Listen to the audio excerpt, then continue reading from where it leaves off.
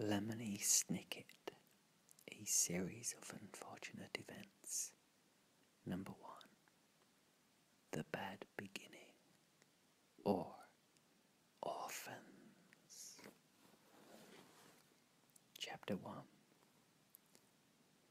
If you are interested in stories with happy endings, you would be better off reading some other book.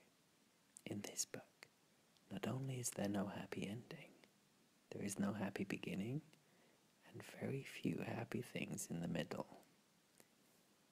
This is because not many happy things happened in the lives of the 3 Baudelaire youngsters. Violet, Klaus, and Sunny Baudelaire were intelligent children, and they were charming and resourceful, and had pleasant facial features. But they were extremely unlucky, and most everything that happened to them was rife with misfortune, misery, and despair. I'm sorry to tell you this, but that is how the story goes. Their misfortune began one day at Briny Beach. The 3 Baudelaire children lived with their parents in an enormous mansion at the heart of a dirty and busy city, and occasionally their parents gave them permission to take a rickety trolley. The word rickety, you probably know, here means unsteady or likely to collapse, alone to the seashore, where they would spend the day as a sort of vacation as long as they were home for dinner. This particular morning, it was grey and cloudy, which didn't bother the Baudelaire youngsters one bit. When it was hot and sunny, Briny Beach was crowded with tourists, and it was impossible to find a good place to lay one's blanket. On grey and cloudy days, the Baudelaires had the beach to themselves to do what they liked. Violet Baudelaire, the eldest, liked to skip rocks.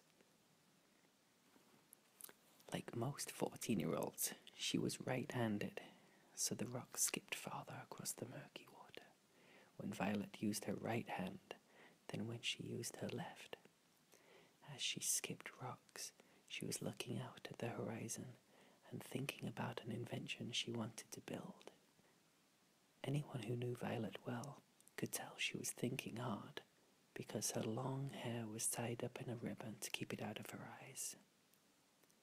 Violet had a real knack for inventing and building strange devices, so her brain was often filled with images of pulleys, levers, and gears, and she never wanted to be distracted by something as trivial as her hair.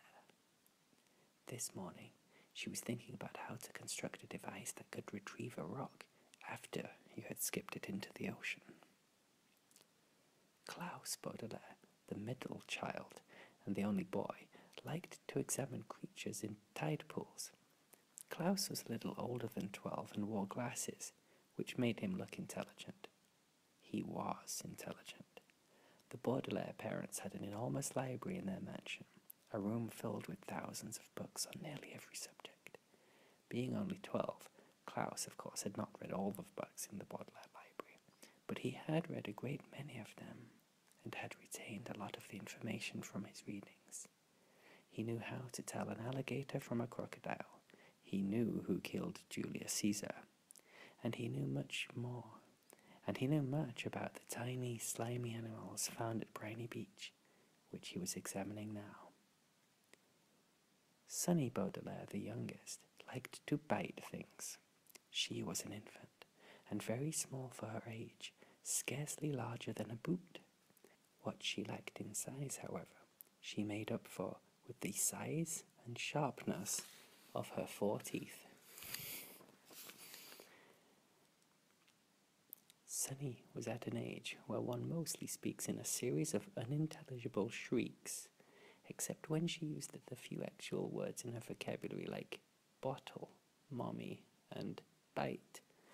Most people had trouble understanding what it was that Sunny was saying.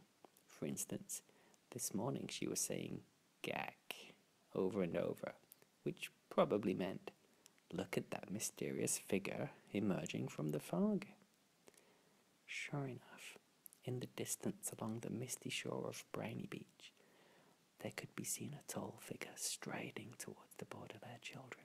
Sunny had already been staring and shrieking at the figure for some time when Klaus looked up from the spiny crab he was examining and saw it too. He reached over and touched Violet's arm, bringing her out of her inventing thoughts. "Look at that," Klaus said, and pointing toward the figure. It was drawing closer, and the children could see a few details.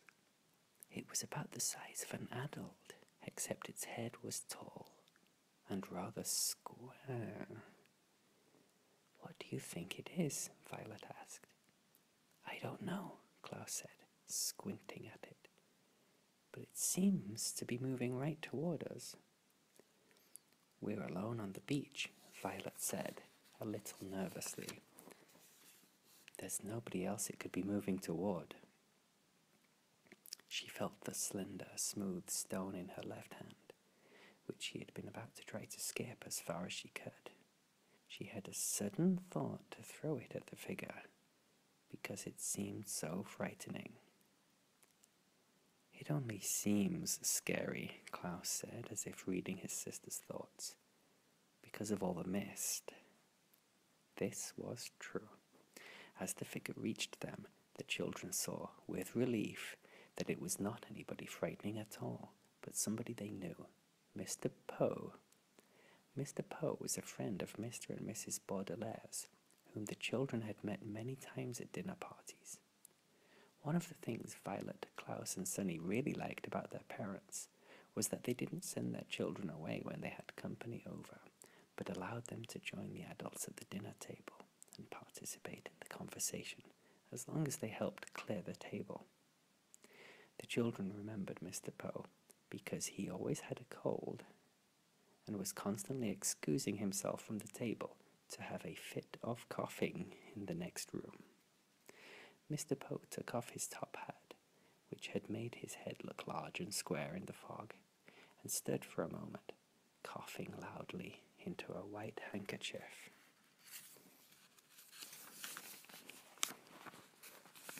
Violet and Klaus moved forward to shake his hand and say, "How do you do?" "How do you do?" said Violet. "How do you do?" said Klaus. "How do you?" said Sunny. "Fine, thank you," said Mr. Poe, but he looked very sad.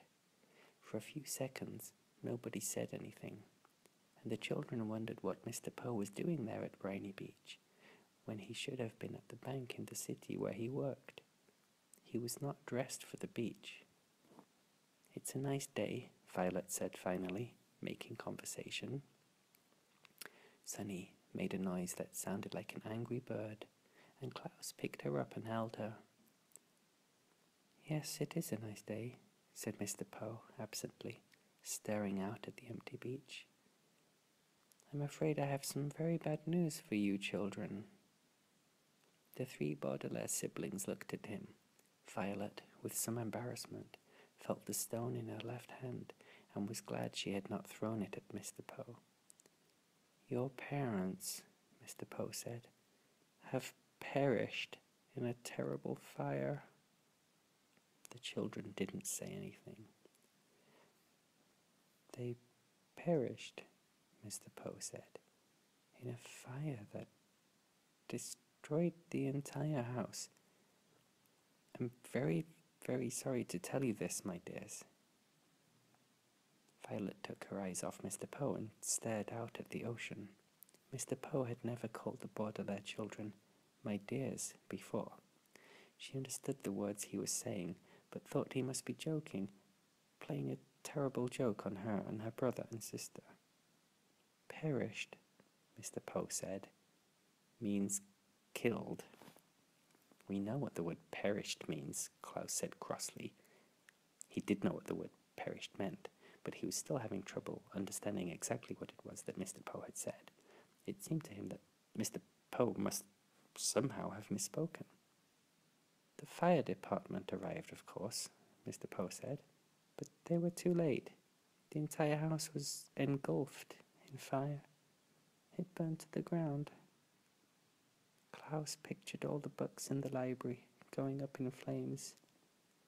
how he'd never read all of them. Mr. Poe coughed several times into his handkerchief before continuing. I was sent to retrieve you here and take you to my home where you'll stay for some time while we figure things out. I'm the executor of your parents' estate. That means I'll be handling their enormous fortune and figuring out where you children will go. When Violet comes of age, the fortune will be yours, but the bank will take charge of it until you are old enough. Although he said he was the executor, Violet felt Mr. Poe was the executioner. He had simply walked down the beach to them and changed their lives forever. Come with me, Mr. Poe said, and held out his hand. In order to take it, Violet had to drop the stone she was holding. Klaus took Violet's other hand, and Sonny took Klaus's other hand, and in that manner, the 3 Baudelaire children, the Baudelaire orphans now, were led away from the beach and from their previous lives.